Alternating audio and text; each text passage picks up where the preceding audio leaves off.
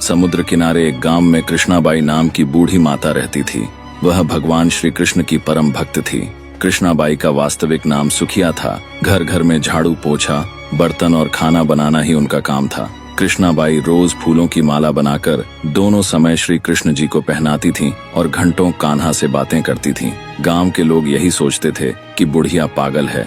एक रात श्री कृष्ण जी ने अपनी भक्त कृष्णाबाई से कहा, कल बहुत बड़ा भूकंप आने वाला है, तुम यह गांव छोड़कर दूसरे गांव चली जाओ। कृष्णाबाई ने तुरंत अपना सामान इकट्ठा करना शुरू किया और गांव वालों को बताया कि कल सपने में कान्हा आए थे और कह रहे थे कि बहुत प्रलय होगा, गांव छोड़कर पास के गांव में चली जा। अब लोग उस बूढ़ी पागल की बात कहाँ मानने वाले थे। जो सुनता वही जोर जोर से हंसने लगता। कृष्णाबाई ने एक बैलगाड़ी मंगाई, अपने कान्हा की मूर्ति ली, सामान की गठरी बांधी और गाड़ी में बैठ गई। लोग उसकी मूर्खता पर हंसते रहे।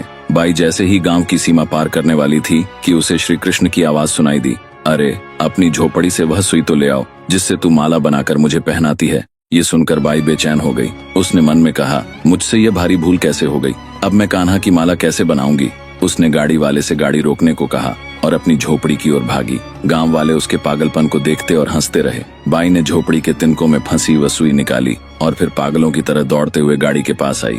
गाड़ी वाले ने कहा, माई तू क्यों परेशान है, कुछ नहीं होगा। बाई ने कहा, अच्छा अब जल्दी चल और गांव की सीमा पार कर। गाड़ी वाले ने वैसा ही किया। अरे ये क्या, जैसे ही सीमा पार हुई पूरा गांव समुद्र में समा गया, सब कुछ जलमग्न हो गया। गाड़ी वाला भी अटूट कृष्ण भक्त था। भगवान ने उसकी भी रक्षा करने में कोई विलंब नहीं किया। जब तक उस भक्त की एक सुई गांव में थी, पूरा गांव बचा था। इसलिए कहा जाता है, भरी बदरिया पाप की, बरसन लगे अंगार, संत न होते जगत में, जल जाता संसार। अर्थात यदि इस दुनिया में संत और अच्छे व्यक्ति न होते तो यह संसार कब का नष्ट हो चुका होता।